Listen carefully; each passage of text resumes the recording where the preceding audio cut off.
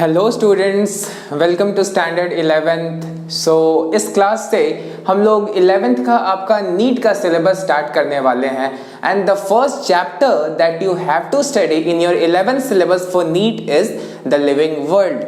So this is a very small as well as a very easy chapter. So this chapter will give you a small introduction to the world of biology. यानी कि यहाँ पर आपको as a whole पूरे living things के certain properties के बारे में पता चलेंगे and how humans discovered those properties, what properties determine whether something is a category, कैसे आप स्पीशीज को डिटरमाइन करते हो, कैसे आप उसे क्लासिफाई कर सकते हो एंड लाइकवाइज हम कुछ और भी ऐसी चीजों के बारे में पढ़ेंगे जिससे कि हम ऑर्गेनिजम्स को क्लासिफाई करते हैं या फिर उन्हें हम ऑर्गेनिज्म के क्लासिफिकेशन में यूज कर सकते हैं. So these are the small intros of this chapter जो कि आप इस चैप्टर में पढ़ने वाले हैं. So this chapter will just deal with the living beings and what makes us living and also a few more other things.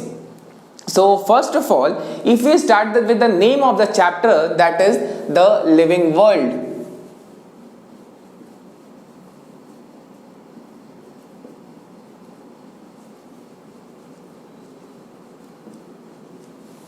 So आप सभी जानते होंगे कि द लिविंग वर्ल्ड यानी कि यहाँ पर हम लिविंग थिंग्स के बारे में, उनकी प्रॉपर्टीज के बारे में and what makes them separate from the non living things, this is what we will discuss in this chapter. So first of all, we have to understand what living means.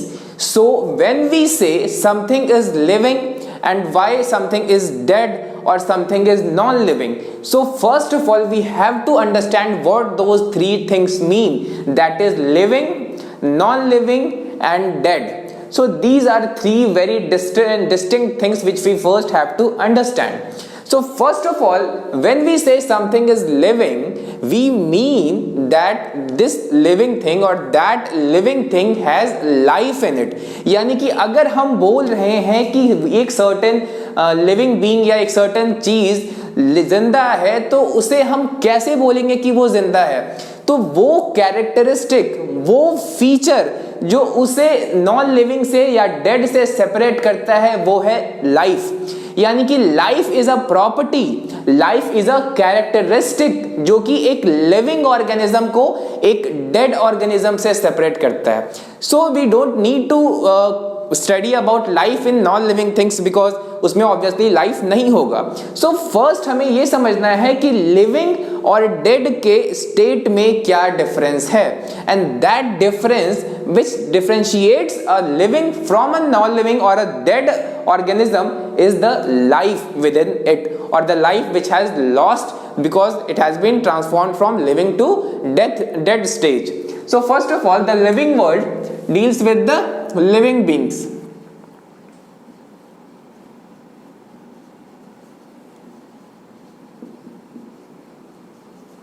So living beings क्या होते हैं? Those who have life within it.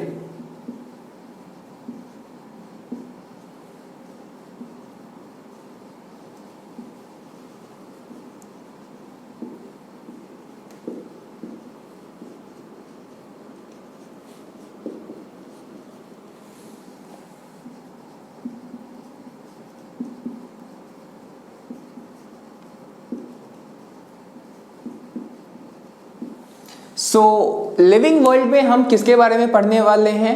हम living beings के बारे में पढ़ने वाले हैं. And how do you determine something is living और dead? By determining it has life और not. So if something or someone or some organism has life in it, you will say that it is living.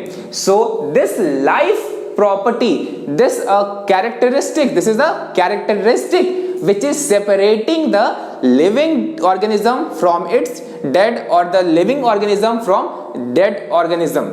So first of all we will define what life is. So life is a very important property.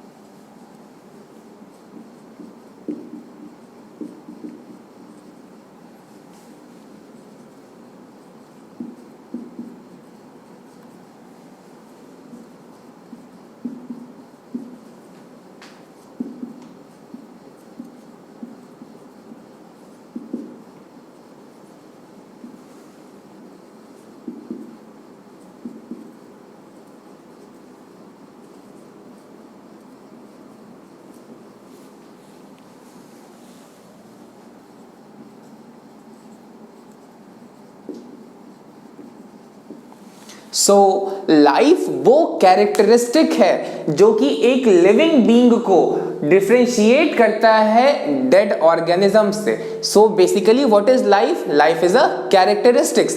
अब इसके बहुत बहुत different characteristics हो सकते हैं, जैसे कि respiration, excretion, circulation, metabolism, consciousness, growth, reproduction. ऐसे ऐसे बहुत सारे कैरेक्टरिस्टिक्स हमें पढ़ने हैं इस चैप्टर में. लाइकवाइज होम्योस्टैसिस भी होते हैं, protoplasm, cellular structure, cellular hierarchy और molecular hierarchy, molecular interactions. So these are the things which are the characteristics of life और कैरेक्टरिस्टिक्स ऑफ लिविंग बींग्स. तो उन्हें किन्हें हम बोलेंगे लिविंग बींग्स? तो जिनके अंदर लाइफ हो. और लाइफ क्या है? लाइफ एक कैरेक्टरिस्टिक है जो कि लिविंग ऑर्गेनिजम्स को डेड ऑर्गेनिज्म से डिफरेंशिएट करता है. So now we know what life is. But first of all हमारे नेचर में हर चीज का एक पर्पस होता है. Every single speck of dust has a purpose. So यहां पर every single living organism will also have a purpose.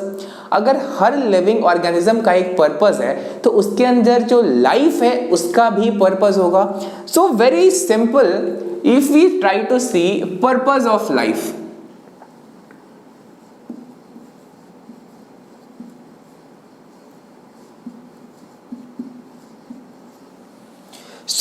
हम लाइफ की डिस्कशन कर रहे हैं एंड वी मस्ट अंडरस्टैंड आखिर पर्पस क्या है लाइफ का. Why something is living, why do we even need to study life. So life must have a purpose. So life के पर्पस दो हो सकते हैं, एक तो सर्वाइवल एंड दूसरा continuity of species, and also there could B one more which is transfer of knowledge.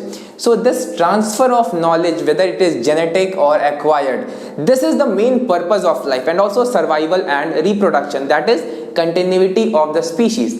So life के ये सारे purposes होते हैं and इसी purpose के लिए एक living organism में बहुत सारे processes होते हैं. अगर हम survival की बात करें, suppose I am a living organism which I definitely am, तो मेरे living state में maintain होने के लिए I should have certain processes undergoing within myself. That is, my body would be excreting certain substances, my lungs would be breathing, my body would be doing respiration, my heart would be pumping blood, my brain would be functioning normally, hope so. And also there are certain other processes. So all those processes are necessary for maintaining me in living state. And that living state is what is making me alive, or that is what is keeping me alive. So first of all we will see purpose of life. So there are many purposes of life. One very important purpose of life is survival. Every living organism lives for survival, right from a bacteria, a protist, a fungi, a plant or animals, and even humans, who are considered to be the most advanced and evolved animals on the planet. So we are also definitely animals. So the first purpose of life is survival. Every individual tries to survive as long as it could. For example, when we get old, जब हम लोग बूढ़े हो जाते हैं तो बूढ़े होने के बाद हमें सर्टेन बीमारियां हो जाती है, जैसे कि आर्थराइटिस, एथेरोस्क्लेरोसिस, हमारी हार्ट वीक हो जाती है, ब्रीदिंग स्लो हो जाती है हमारे बॉडी में, हीट प्रोडक्शन कम हो जाता है. सो ये सारी बीमारियां हमें बुढ़ापे में नॉर्मली होती हैं. बट स्टिल हम चाहते हैं कि ज़्यादा से ज़्यादा हम जिंदा रहें, ज़्यादा से ज़्यादा सर्वाइव करें. उसके लिए हम मेडिसिन लेते हैं, हम ट्रीटमेंट कराते हैं अपना, जिससे कि हम ज़्यादा से ज़्यादा टाइम तक सर्वाइव करें. So it is very simple purpose of life, that is survival. So we now know what is survival. That is the maintenance of the living state of the individual.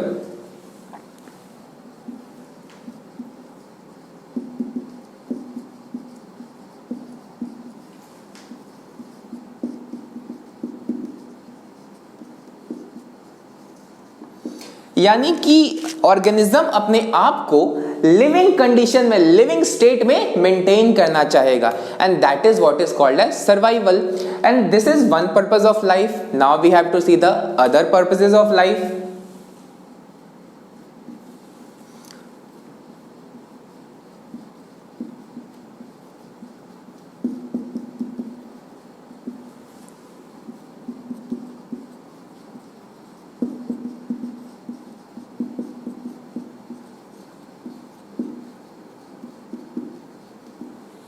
So the other purpose of life after survival is reproduction.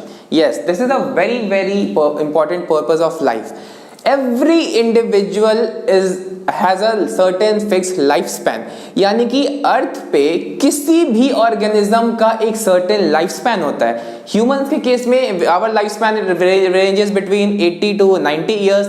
Likewise other species में vary कर सकते हैं. Peepal tree lives for around 400 to 500 years. The normal other trees like bargad can live for even more. So there are certain species which have certain lifespans, यानी कि हर एक individual का एक life span fix है, उसके बाद उस इंडिविजुअल को तो मर जाना है. सो अगर किसी भी स्पीशीज के सभी इंडिविजुअल्स मर जाते हैं तो वो स्पीशीज ही खत्म हो जाएगा. बिकॉज अर्थ पे जैसे डायनासोर था, डायनासोर के सारे इंडिविजुअल्स मर गए तो उसका स्पीशीज खत्म हो गया. लाइकवाइज ह्यूमंस के केस में भी हो सकता है, अगर अर्थ के सारे ह्यूमंस मर जाएं, ह्यूमंस अगर रिप्रोड्यूस करना ही छोड़ दें तो कुछ सालों बाद 50, 60, 70, 80 सालों के बाद सभी को बूढ़े होकर मरना है, तो उस केस में ह्यूमन स्पीशीज भी खत्म हो जाएगा. सो स्पीशीज के खत्म होने से बचाने के लिए ऑर्गेनिज्म रिप्रोड्यूस करते हैं. ताकि रिप्रोडक्शन से क्या होता है, हम लोग इस चैप्टर में लेटर स्टडी करने वाले हैं रिप्रोडक्शन को. तो रिप्रोडक्शन से न्यूअर ऑर्गेनिजम्स आते हैं जो कि अपने पेरेंट्स, अपने स्पीशीज की तरह सिमिलर होते हैं.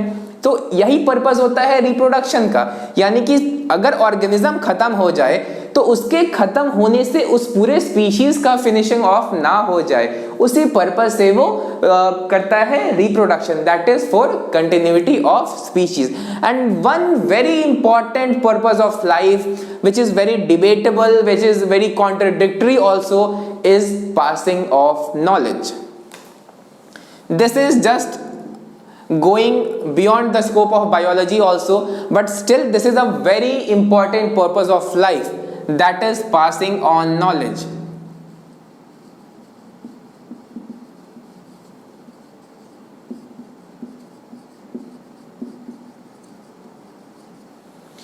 So this is the third and very debatable topic also, and even if you don't know this, it would be okay, but for me I teach a lot of things, so it is also a very important topic according to me. So life का एक बहुत ही important purpose है, that is passing on knowledge.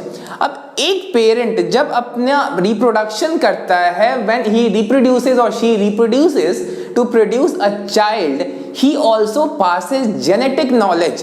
यानी कि reproduction के time पे we pass genetic knowledge to our child or our baby or our offspring. Likewise कोई भी प्लांट जब सीड का फॉर्मेशन करता है, which we normally know as बीज in हिंदी, तो जब प्लांट से बीज बनता है तो प्लांट अपने सीड को जेनेटिक इंफॉर्मेशन देता है in the form of genes on DNA. So purpose of life में ट्रांसफर ऑफ जेनेटिक इंफॉर्मेशन भी होता है, and also there is a branch of biology which is called as epigenetics. And epigenetics के through we can also transfer our acquired knowledge, यानी कि कुछ हद तक till a certain extent we can also pass our acquired knowledge till some certain extent in our offspring. तो reproduction से तो हमने न्यू ऑर्गेनिजम्स का फॉर्म किया, लेकिन उस न्यू ऑर्गेनिज्म में हम नॉलेज भी पास ऑन करते हैं, यानी कि हमारे में जो जेनेटिक इंफॉर्मेशन है, हमारे डीएनए में जो जीन्स हैं, that is the carriers of heredity और द यूनिट्स ऑफ हेरिडिटी, उन जीन्स को हम अपने बच्चे में ट्रांसफर करते हैं, and that transfer is called as passing on knowledge. That is through the process of reproduction, that is production of offsprings, we pass on genetic knowledge. So passing of knowledge or passing on knowledge is a very important purpose of life. So now we know what is the purpose of life.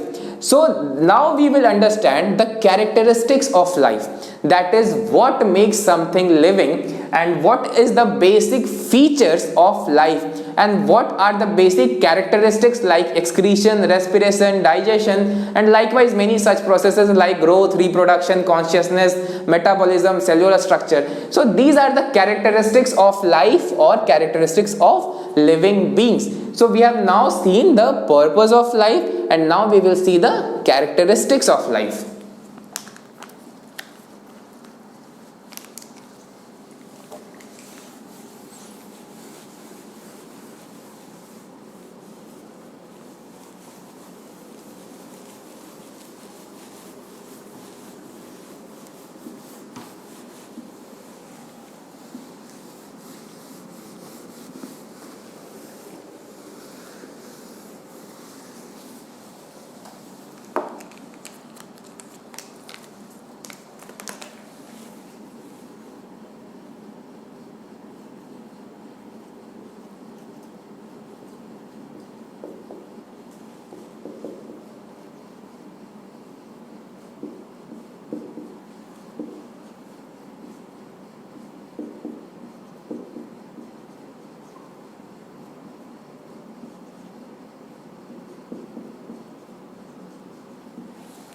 So now we will see the characteristics of life or the characteristics of living beings.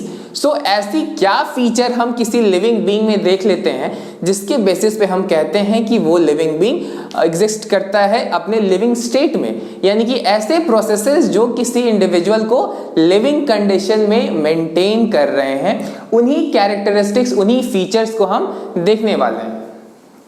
So in characteristics को समझने से पहले हमें इन characteristics के दो categories को जानने हैं। एक होते हैं डिफाइनिंग फीचर्स और दूसरे होते हैं जो जनरल फीचर्स जिनमें एक्सेप्शंस हो सकते हैं। तो लिविंग थिंग में ऐसे डिफाइनिंग फीचर्स उन फीचर्स को कहते हैं जिनमें एक्सेप्शंस नहीं होते हैं, या फिर जो नॉर्मल फीचर्स होते हैं उन्हें जनरलाइज्ड फीचर हम इसलिए कहते हैं क्योंकि वो फीचर में एक्सेप्शंस ऐसे भी हो सकते हैं और अदरवाइज वो फीचर नॉन लिविंग थिंग्स में भी हो सकते हैं। सो अगर हम बात करें फर्स्ट ऑफ ऑल कैरेक्टरिस्टिक्स के दो टाइप्स हैं।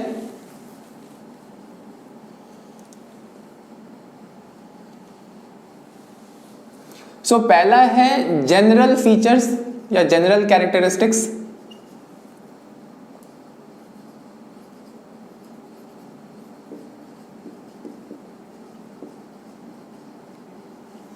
और दूसरा है डिफाइनिंग कैरेक्टरिस्टिक्स।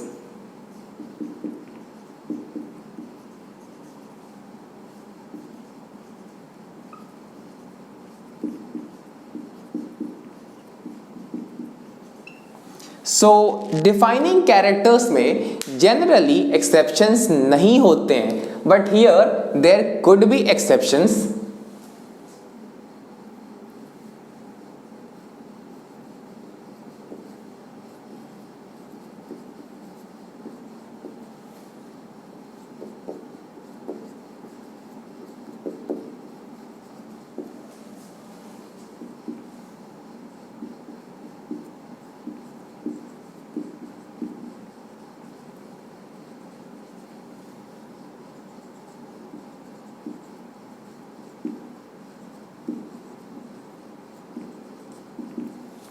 सो यहाँ पर एक्सेप्शंस जनरली एब्सेंट ही होते हैं, यहाँ पे एक्सेप्शंस ना के बराबर ही एग्जिस्ट करते हैं। ऐसा इसलिए क्योंकि हम यहाँ पर देखने वाले हैं कि ऐसे कैरेक्टर्स होंगे जिसको हम क्लासिफाई नहीं कर पाते हैं कि उसे हम लिविंग बोले या नॉन लिविंग बोले, या उसके ऐसे फीचर्स होते हैं जो कि लिविंग के अलग अलग कंडीशन में हो सकते हैं, यानी कि एक सर्टेन एज के बाद ग्रोथ हो सकता है या नहीं भी हो सकता है, प्लांट्स के केस में हो सकता है। सो वैसी चीजें जहाँ पे जनरली एक्सेप्शंस नहीं होते हैं उन्हें हम इस कैटेगरी में रखेंगे, और जिनमें एक्सेप्शंस कॉमन है, इजीली एक्सेप्शंस आप खोज सकते हो, तो वैसे कैरेक्टरिस्टिक्स को हम इस कैटेगरी में रखेंगे।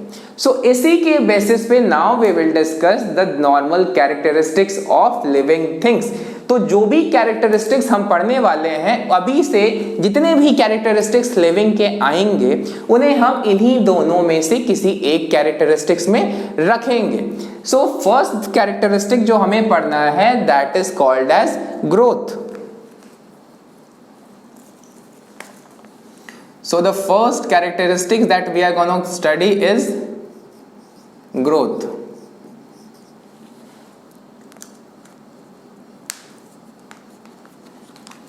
So first of all we have to define what is growth. So growth is increase in mass or increase in number of cells. ये दोनों कैटेगरी में हम ग्रोथ कह सकते हैं, यानी कि इंक्रीज इन मास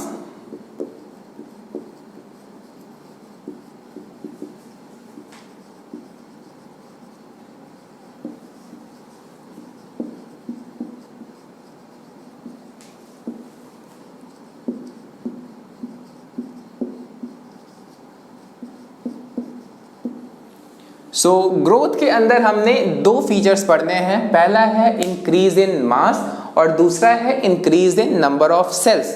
आप लोग खुद को ही देख लो, जब आप लोग 5 साल के रहे होगे तो आपका मास काफी कम होगा। अभी आपका वेट हो सकता है 40 to 60 या कुछ लोगों का 70 kg भी हो सकता है, who would be generally healthier। सो अगर आपका वेट उस रेंज में है और 5 साल के एज में आपका वेट 25-30 किलो या 15-20 किलो के ही आसपास हो सकता है, तो उस ग्रोथ हुआ है।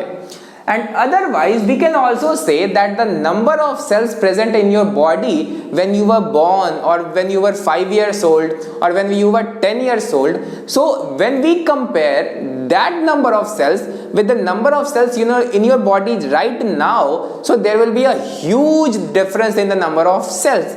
यानी कि आपकी बॉडी में नंबर ऑफ सेल्स भी बढ़े हैं, सो उसके बेसिस पे भी हम डिफाइन कर सकते हैं कि आपकी बॉडी में ग्रोथ हुआ है। सो दोनों के बेसिस पे अगर या तो सिर्फ इंक्रीज इन मास भी हो जाए या फिर increase in number of cells हो जाए, दोनों ही केस में हम बोलेंगे कि वहां ग्रोथ हुआ है। फॉर एग्जाम्पल, अगर हम एक नॉर्मल सी सेल की बात करें जिसका कि साइज बढ़ा है या वॉल्यूम बढ़ा है, तो उस केस में भी हम बोल सकते हैं कि उसका ग्रोथ हुआ है। फॉर एग्जाम्पल, अगर हम इंक्रीज इन मास की बात करें, तो सपोज ये एक नॉर्मल सा सेल है, ये नॉर्मल सा सेल ग्रो करके इतना बड़ा हो गया है। सो इस केस में इस सेल के अंदर ग्रोथ हुआ होगा, यानी कि यहां पर इंक्रीज इन मास हुआ, यानी कि एक सेल जो कि अगर इसका मास m था, यहां पर अगर ग्रेटर देन m हो गया, तो अगर हम इस कैटेगरी को क्लासिफाई करें कि इनमें ग्रोथ हुआ है कि नहीं, तो डेफिनेशन के बेसिस पे हम इसे ग्रोथ कह सकते हैं, क्योंकि सेल का वॉल्यूम बढ़ा, इसका मास बढ़ा। सपोज इसका मास हम यहां पर m कंसिडर करते हैं, मास इज यहां पर हम अगर m मान लें, और यहां पर जो भी मास है उसे हम 2m मान सकते हैं। सो यहां पर जो मास होगा वो m से ज्यादा होगा, यानी कि इनिशियल मास कितना है m, और यहां पर मास है इसका m से ज्यादा। तो इस कारण से हम यहां पर कह सकते हैं कि इस केस में ग्रोथ हुआ है। So we can say here growth has happened. तो यहां पर ग्रोथ हुआ है। ये तो हमने बात किया इंक्रीज इन मास, यानी कि सेल का साइज बढ़ा, उसका वॉल्यूम बढ़ा, उसके अंदर जो कंटेंट्स होंगे वो बढ़े। So this is one type of growth. Now we come to the increase in number of sales.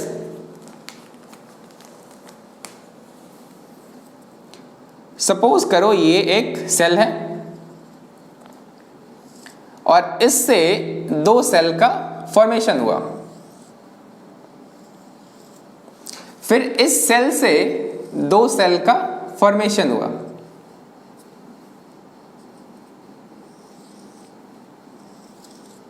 Likewise इस सेल से भी 2 सेल का फॉर्मेशन हो सकता है।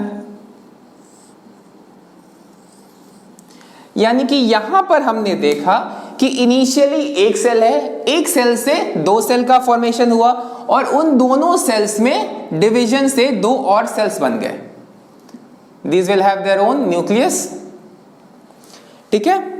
सो इस तरीके के नंबर ऑफ सेल्स के इंक्रीज को हम बोलते हैं growth. So normally we can say that since यहां पर एक सेल से यहां 2 सेल बना, दिस इज ऑल्सो ग्रोथ, और 2 सेल से यहां पर 4 सेल बने, ये भी ग्रोथ है। So both these steps are characteristics of growth. तो यहां पर increase in mass as well as increase in number of cells, दोनों केस में ग्रोथ हुआ है। so we can say growth यहां पर भी हुआ है, here also growth has happened, और likewise इस केस में भी ग्रोथ हुआ है।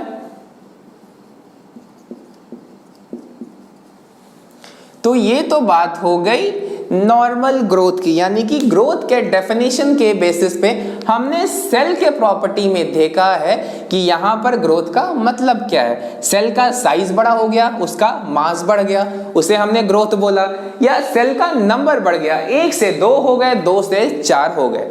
इन दोनों केसेस में हम ग्रोथ कंसिडर करेंगे। So this is a brief intro of growth, लेकिन we have not completed the growth topic.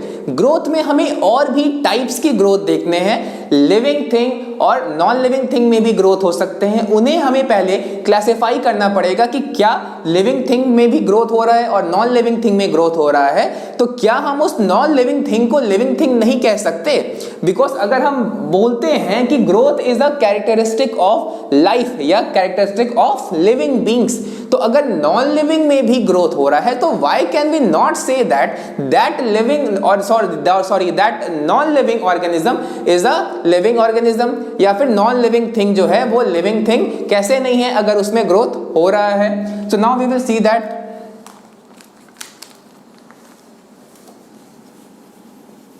So we will be continuing our growth discussion.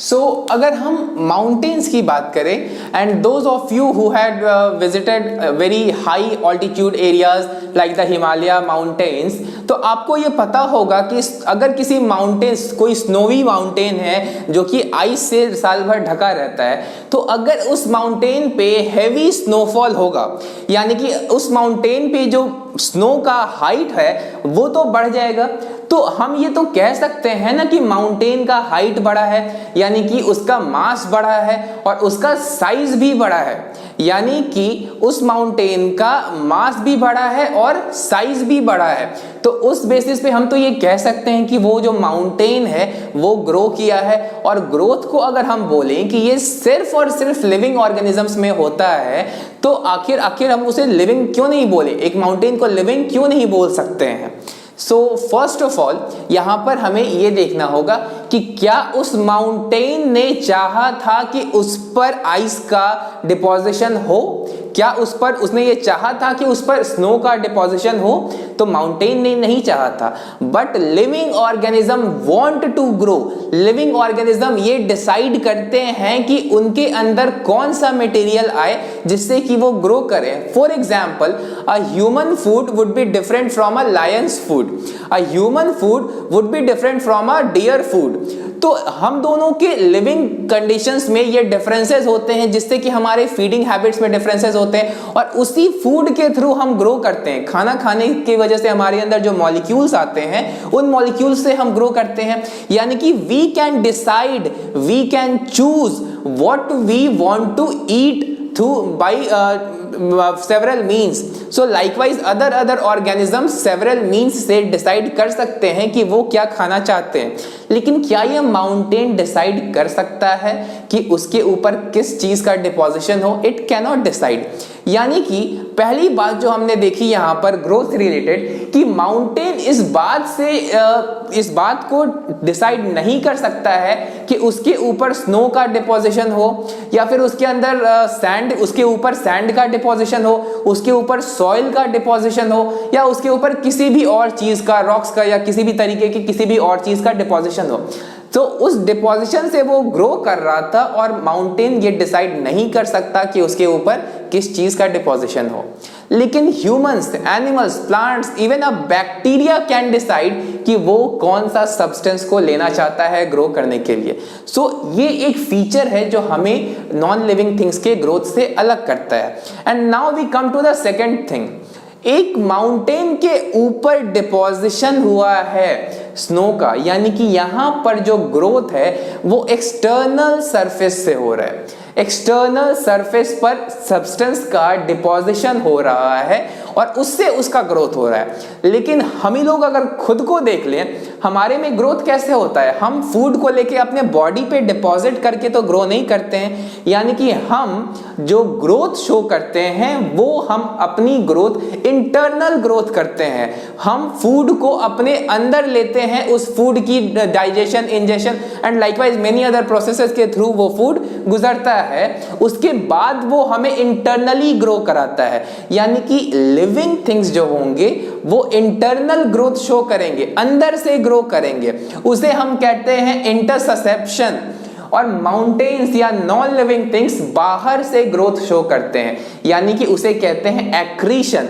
So external growth from outside उसे हम कहते हैं accretion, internal growth from with in उसे कहते हैं इंटरससेप्शन।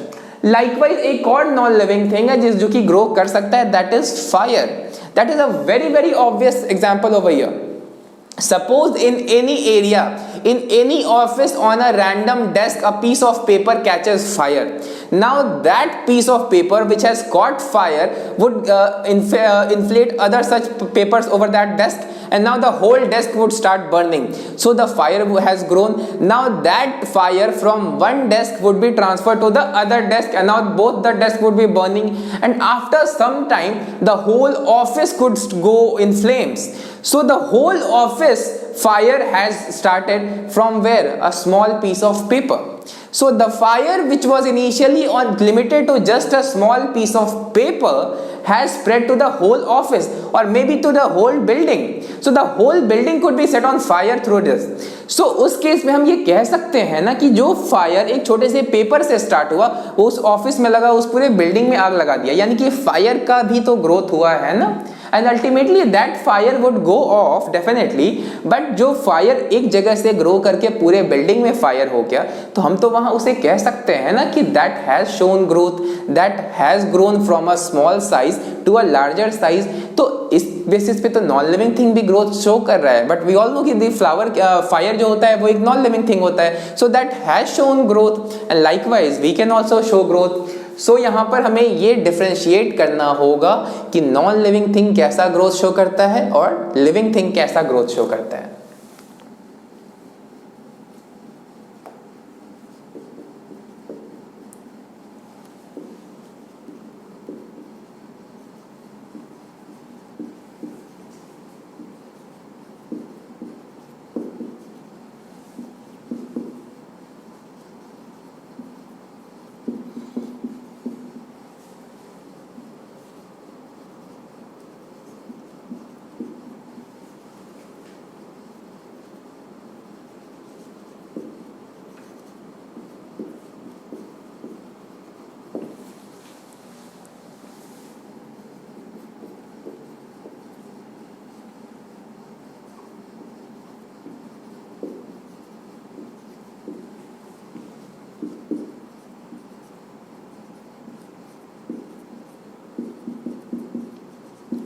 यानी कि अगर ग्रोथ बाहर से हो रहा है सब्सटेंस के डिपोजिशन से, तो वैसे ग्रोथ को हम क्या बोलेंगे? वैसे ग्रोथ को हम बोलेंगे accretion. So remember this word accretion. अगर ग्रोथ बाहर से हो रहा है we will say that accretion. Now we come to the growth of living things.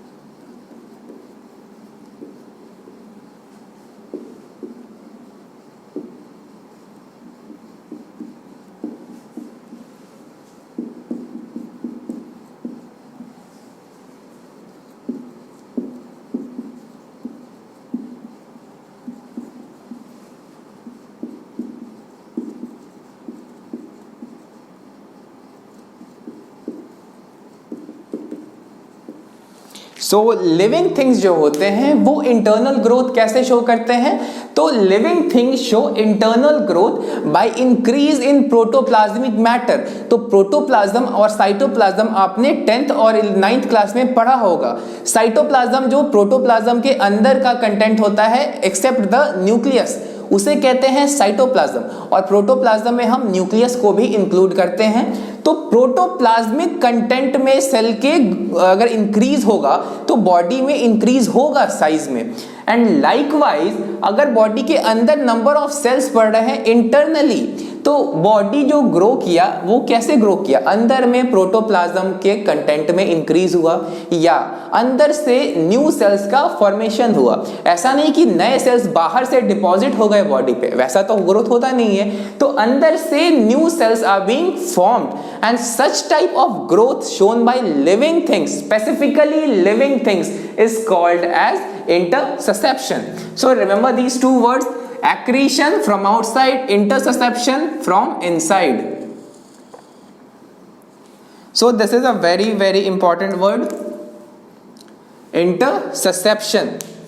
So these are the two different types of growth shown by non-living thing and by living thing. Now हम define कर सकते हैं कि living thing में कैसा growth होता है और non-living thing में कैसा growth होता है। लेकिन अब हम थोड़ी सी बात कर लेते हैं single celled organisms की, जैसे कि yeast, जैसे कि बैक्टीरिया, जैसे कि प्रोटिस्ट, जैसे कि जिसमें अमीबा आप पढ़ते हो, या likewise paramecium, cilia, and there are many such organisms which are unicellular, that is they are made up of one cell. So number of cells के बेसिस पे हम ऑर्गेनिजम्स को दो कैटेगरी में डिवाइड कर सकते हैं, यूनिसेल्युलर जो कि एक सेल के बने हैं, मल्टी सेल्युलर जो कि बहुत सारे सेल के बने हैं। जैसे हमारा बॉडी में बिलियंस नहीं ट्रिलियंस में सेल होता है, अराउंड 50 to 120 ट्रिलियन सेल हो सकते हैं हमारे बॉडी के अंदर। So some scientist have said that हमारे बॉडी में 50 ट्रिलियंस होते हैं, किन्होंने 80 ट्रिलियन बोला है, किन्होंने 100 ट्रिलियन बोला है, किसी ने 120 ट्रिलियन बोला है। तो हमारे बॉडी में नंबर ऑफ सेल्स का रेंज कितना है, 50 ट्रिलियन टू 120 ट्रिलियन। तो इतने ज्यादा सेल्स है हमारे अंदर। तो इमेजिन करो एक एलिफेंट में कितने सेल्स होंगे, एक ब्लू व्हेल में कितने सेल्स होंगे, और एक बनियान ट्री में कितने, एक पीपल ट्री में कितने सेल्स होंगे। तो you can imagine the number of cells in those organisms. तो मल्टी सेल्युलर ऑर्गेनिजम्स भी होते हैं और यूनिसेल्युलर ऑर्गेनिजम्स भी होते हैं। तो मल्टी सेल्युलर ऑर्गेनिजम्स जो हैं वो नंबर ऑफ सेल्स में इंक्रीज से भी ग्रो कर सकते हैं, और लाइकवाइज जो यूनिसेल्युलर ऑर्गेनिजम्स हैं वो अपना साइज बढ़ा सकते हैं, और मल्टी सेल्युलर ऑर्गेनिज्म साइज भी बढ़ा सकते हैं अपने सेल का, और जो अपना बॉडी में नंबर ऑफ सेल है उसे भी बढ़ा सकते हैं।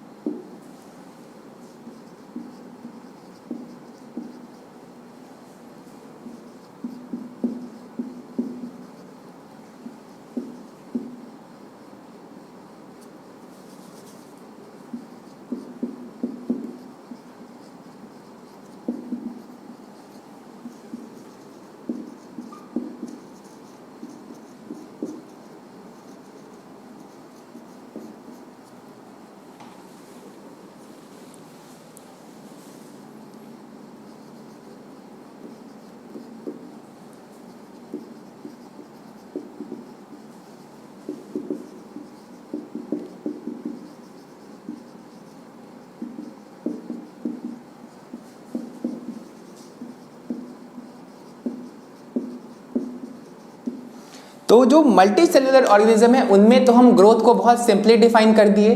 कैसे कि उनमें increase in number of cells हो सकता है या उनके सेल्स का साइज भी बढ़ सकता है। तो मल्टी सेल्युलर ऑर्गेनिज्म में तो कोई ज्यादा इफ्स एंड बट्स नहीं है कि मल्टी सेल्युलर ऑर्गेनिजम्स में ग्रोथ कैसे होता है, लेकिन यहां पर एम्बिग्युइटी आता है यूनिसेल्युलर ऑर्गेनिजम्स में। यूनिसेल्युलर ऑर्गेनिजम्स में दो तरह के इवेंट्स हो सकते हैं। सेल का साइज बढ़ सकता है और वो जैसे ही वो मैच्योरिटी पे पहुंचेगा वो डिवाइड कर जाता है। तो हमने देखा है कि इंक्रीजिंग नंबर ऑफ सेल कैसे होता है, सेल डिवीजन से। तो मल्टी सेल्युलर ऑर्गेनिजम्स में तो हमने ये डिफाइन कर लिया, लेकिन यूनिसेल्युलर में कैसे डिफाइन करेंगे, क्योंकि यूनिसेल्युलर ऑर्गेनिजम्स जो होते हैं ना वो रिप्रोडक्शन भी सेल डिवीजन से करते हैं और ग्रोथ भी सेल डिवीजन से करते हैं। तो उन्हें हम ग्रोथ बोले या रिप्रोडक्शन बोले, this is a very ambiguous thing, यानी कि हम ये डिफाइन नहीं कर पाते हैं यूनिसेल्युलर ऑर्गेनिजम्स में कि जब वो डिवाइड कर रहा है तो उसे हम ग्रोथ बोले या रिप्रोडक्शन बोले। So this is a very ambiguous thing over here.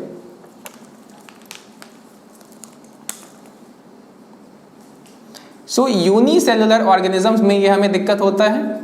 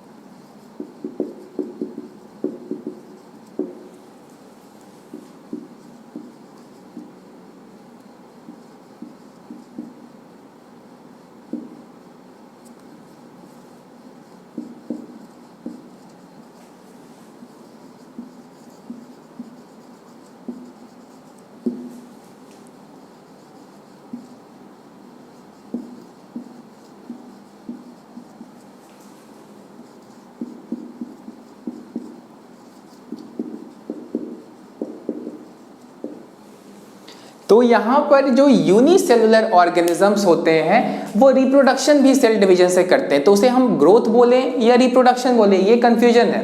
तो यहाँ पर ये साइज में इंक्रीज कर रहे हैं, तो वो तो बहुत सिंपल है, जो हमने देखा था कि इसके सेल का साइज बढ़ गया था।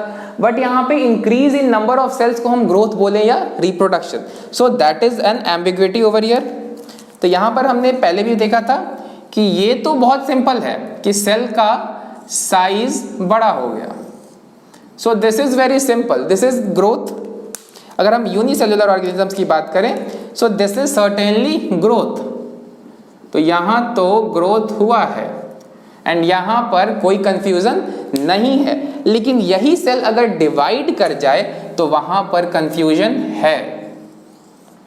सपोज ये एक सेल है, ये डिवाइड कर गया, सो बन गया ये दो सेल, तो इसे हम ग्रोथ भी बोलेंगे और इसे हम रिप्रोडक्शन भी बोलेंगे अगर ये यूनिसेलुलर ऑर्गेनिज्म है तो। So it is growth and reproduction.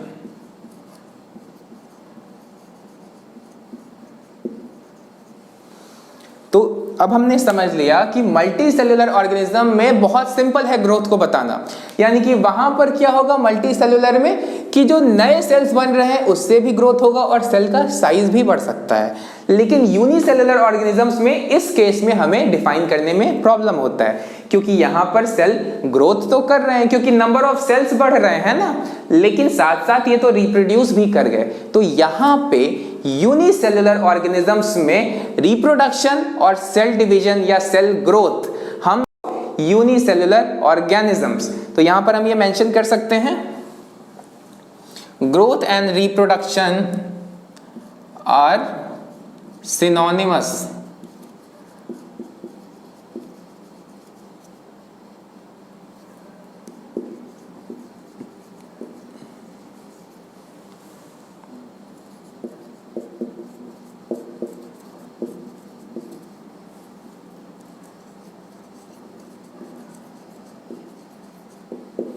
यानी कि यूनिसेलुलर ऑर्गेनिजम्स में ग्रोथ एंड रिप्रोडक्शन क्या हो गए सिनोनिमस, यानी कि same thing. So now we have completed our growth feature of living organism. तो ये हमारा पहला फीचर है।